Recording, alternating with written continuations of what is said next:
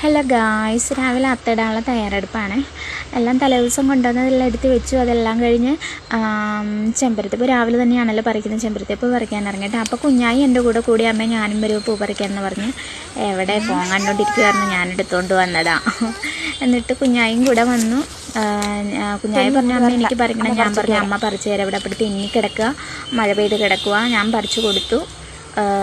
കുഞ്ഞായിക്ക് എത്തത്തില്ലല്ലോ, എല്ലാം പറിച്ച് കുഞ്ഞായുടെ കയ്യിലും കുറച്ച് എൻ്റെ കയ്യിലും കുറച്ച് ഞങ്ങൾ നടന്നു. മുറ്റത്തിൽ നിന്ന് ഇപ്പോൾ വേറെ കളർ ചെമ്പരത്തി അവിടെ നിൽപ്പുണ്ട്. അത് ഞാൻ പറിക്കുവാണ് കേട്ടോ. പറിച്ചുകൊണ്ടിരുന്നപ്പോൾ കുഞ്ഞായി പറഞ്ഞു, അമ്മ എനിക്ക് പറിക്കണം, ഞാൻ പറിക്കാമെന്ന് പറഞ്ഞു.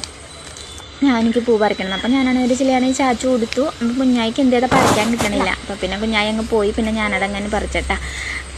അതെല്ലാം പറിച്ച് കഴിഞ്ഞിട്ടാണെങ്കിൽ വെള്ളപ്പൂ ഇച്ചിരി വേണമായിരുന്നേ. വെള്ളപ്പൂ മുറ്റത്തിപ്പുണ്ട്, അത് പറക്കി വരണേ. വെള്ളപ്പൂ പറിച്ച് വെള്ളപ്പൂ ഇത്തിരി ഉള്ളൂ കേട്ടോ. ഇന്ന് വെള്ളപ്പൂ കുറവാണ്. വെള്ളപ്പൂ ഇന്നലെ വൈകിട്ട് പറിച്ചപ്പോൾ കിട്ടിയില്ല. അപ്പോൾ അതുകൊണ്ടൊന്ന് കുറവാണ്. ഇന്നലെ കിട്ടിയായിരുന്നെങ്കിൽ പിച്ചോടെ ആയേനെ. എല്ലാം കഴിഞ്ഞ് അത്തയിടാൻ നോക്കിയാണ്. അത്തയിടാൻ നോക്കിയപ്പോൾ ചേട്ടായിമാരും ചേച്ചി ഇറങ്ങി വന്നു.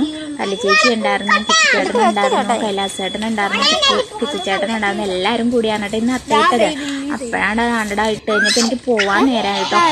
ഓടിച്ചെന്ന് കുളിച്ച് റെഡിയായി. നേരത്തെ കുളിച്ചായിരുന്നണ്ട. റെഡിയായി എല്ലാം കഴിഞ്ഞപ്പോൾ ബൈ ബൈ.